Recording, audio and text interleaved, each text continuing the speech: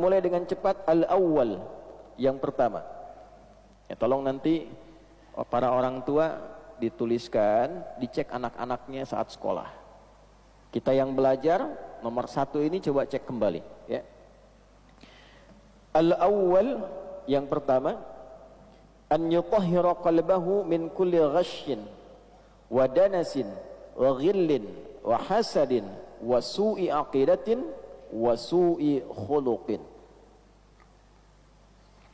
An yutahhira qalbahu, hendaknya seorang penuntut ilmu itu memulai dengan menyucikan hatinya. Awas, kalau membersihkan yang luar itu disebut dengan nadhafah. Nadhafa yunadhifu, membersihkan yang luar. Misal, cuci baju ini supaya bersih. Setelah dicuci bersih, hilang kotorannya, maka orang Arab mengatakan thawbuka nadhif, bajumu bersih. Tapi kalau kita ingin membersihkan yang di dalam, yang tidak tampak keluar, ya, tidak tampak keluar, itu katanya terambil dari kata taharah namanya. Jelas? Ada urid an utahhira qalbi, saya ingin membersihkan bagian hatiku, tak nampak keluar. Gak ada orang mengatakan unadhifa qalbi, maka artinya hatinya keluarin dulu, cuci di luar. Ya. Nah, taharah itu membersihkan bagian dalamnya. Wudu, kenapa disifati dengan taharah? Karena wudu itu walaupun membasuh yang di luar, pada hakikatnya membersihkan fungsinya dari dalam. Ya, Anda kalau baca Quran surah kelima Al-Maidah di ayat yang ke-6, ya ayyuhalladzina amanu idza qumtum ilas salati faghsilu wujuhakum, terus sampai ke bawah tentang wudu, itu ujungnya disebutkan liyutahhirakum, untuk memberikan taharah pada dirimu. Jadi wudu yang benar itu bukan sekedar wajahnya dibasuh, tangan sampai siku, kotoran fisiknya keluar, bukan sekedar itu. Kalau Anda baca hadis Muslim, di hadis Muslim Nabi menegaskan, bersamaan dengan Anda membasuh organ tubuh dalam wudu itu, dengan jatuhnya air membawa kotoran fisik, jatuh pula dosa-dosa keburukan yang melekat pada organ tubuh itu. Itulah wudu. Karena itu disebut juga dengan taharah, bima'nal husnu, sesuatu yang baik yang melahirkan ibadah. Jadi ketika membasuh wajah, bukan sekedar wajah yang dibasuh, fungsi yang melekat pada wajah ini berubah menjadi lebih baik, yang kotornya hilang. Di wajah kan ada mata, di wajah ada lisan, di wajah ada hidung.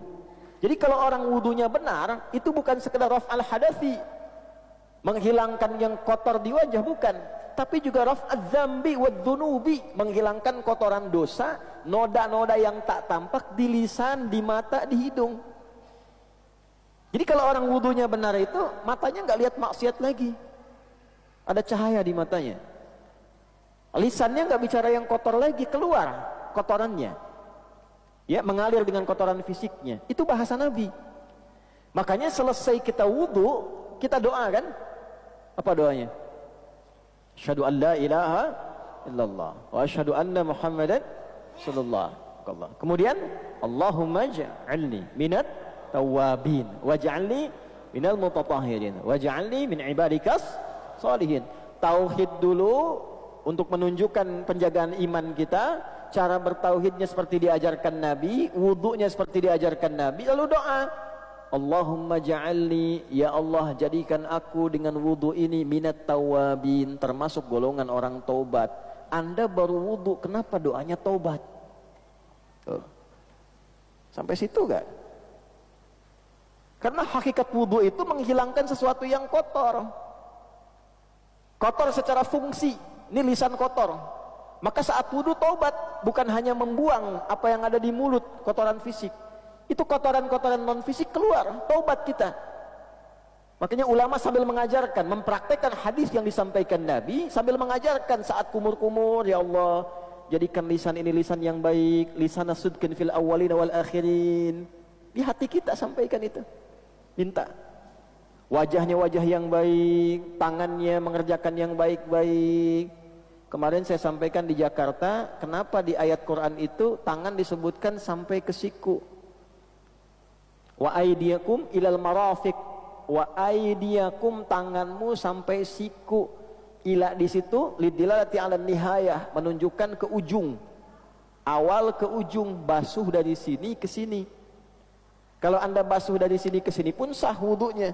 Tapi dari segi mana? Afdolnya dari sini ke sini. Untuk menunjukkan apa?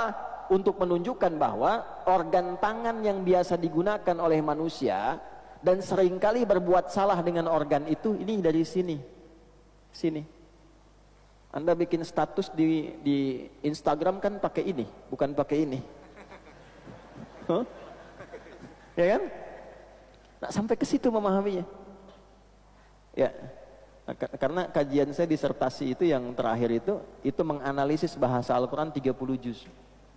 Dari tafsir 30 juz. Dan itu indah sekali. Ya.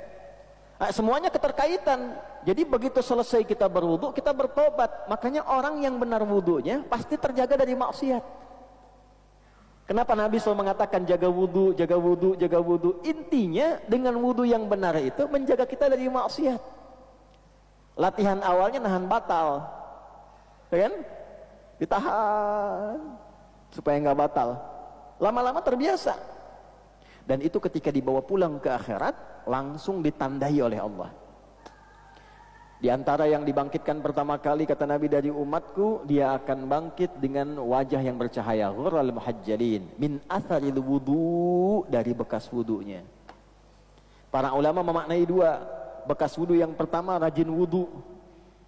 Makna yang kedua, dari rajin itu terjaga anggota tubuhnya dari perbuatan maksiat. Nah, perbuatan yang menghindari dari maksiat ini, tangan tidak bermaksiat, mulut tidak bermaksiat, telinga tidak bermaksiat, itulah yang menjadikan organ tubuh bercahaya di hari kiamat. Bukan karena airnya. Jadi itulah taharah. Penuntut ilmu saat akan mulai datang ke majlis ilmu, maka para ulama menyimpulkan dari keterangan Nabi, nanti ada hadisnya. Yang pertama dilakukan adalah an yutahhira qalbahu, membersihkan, menyucikan keadaan hatinya sebelum dia menerima ilmu. Ya, saya ambil beberapa referensi. Yang pertama saya ambil nasihat Imam Waqi dulu kepada Imam Asy-Syafi'i dari kalangan salaf yang terdahulu, tersambung nanti ke tabi'in, ke sahabat dan seterusnya. Kata Imam Asy-Syafi'i rahimahullahu taala, syakautu waqi'an an su'i hifdhi. Saya pernah konsultasi kepada Imam Waqi guruku tentang kurang bagusnya hafalanku. Kira-kira kalau Imam Syafi'i kurang bagus hafalannya sebagaimana ya? Mungkin titik beda sedikit dengan koma mungkin ya? Ya, itu disebut masih kurang bagus. Karena di ilmu hadis itu kan Imam Syafi'i itu ahli hadis juga. Imam dalam fikih, imam juga dalam tafsir, imam dalam hadis. Mujtahid mutlak. Kalau mujtahid mutlak itu sudah nggak usah ditanya itu. Quran, tafsir, hadis, fikih, usul fikih dan sebagainya. Ya, di ilmu hadis itu kalau ada lupa sedikit aja, nanti turun kualitasnya. Ya, itu nanti tanda yang kedua dari 5 syarat hadis sahih. Mattasala isnaduhu binaqlil adid dhabiti anil adid dhabiti min ghairi syudzudin wala illatin qadihah. Syarat hadis sahih itu 5. Muttasil sanadnya, bersambung sampai ke Nabi sallallahu alaihi wasallam. Nah, orang-orang yang bersambung itu diteliti lagi. Satu, punya sifat adil enggak? Yang kedua, dhabit enggak? Dhabit itu kuat hafalan sehingga kalau ditanya enggak robah-robah. Ditanya sekarang, 5 menit kemudian, besok, 2 bulan kemudian, jawabannya masih konsisten sama. Beda sedikit saja, turun kualitas dari sahih jadi hasan. Hasan pertama kali diperkenalkan oleh Imam At-Tirmidzi karena perbedaan tingkat hafalan. Kata Imam Asy-Syafi'i, syakautu waqi'an, aku mengadukan kepada guruku Imam Waqi an su'i hifdhi, akan kurang bagusnya hafalanku. Fanasahani an atrukal ma'asi bima ma'na, maka beliau menasihati aku agar berusaha terus meninggalkan maksiat. Maksiat itu kan lawannya taat. Ya. Kalimatnya belum selesai. Faqala, maka beliau berkata, al-ilmu nurun wa nurullahi la yunzalu ilal 'asi. Ilmu itu cahaya. Dan cahaya Allah tidak akan ditanamkan pada hati-hati yang berisi perbuatan maksiat.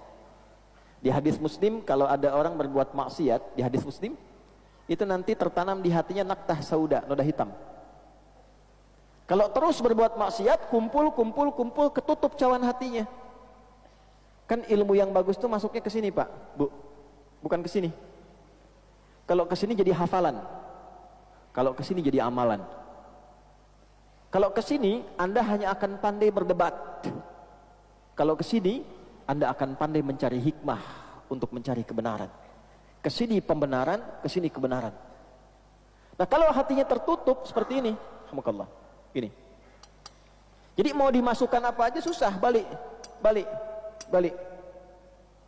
Nah, cahaya Allah itu tidak akan sampai ke hati orang-orang yang dipenuhi kotoran maksiat. Jadi ingin memberikan kesan bahwa ilmu itu nanti ada dua. Ilmu yang berkah, ilmu yang tidak berkah. Nah, ilmu yang berkah itulah yang disebut dengan nurun, cahaya. Ya, Allah nurun alan nur, cahaya di atas cahaya. Artinya apa? Pemberi semua sinar segala kebaikan. Jadi kalau orang-orang yang hatinya bersih, hatinya baik, ilmunya sampai ke dalam qalbunya. Nah, tapi kalau hatinya kotor, nurunnya dari bahasa Arab berubah ke bahasa Indonesia. Al ilmu nurun, ilmunya semakin menurun. Kurang nggak sampai. Yang harusnya bahasa Arab jadi bahasa Indonesia. Nah, ini satu ya. An yutahhira qalbahu, membersihkan dulu hatinya.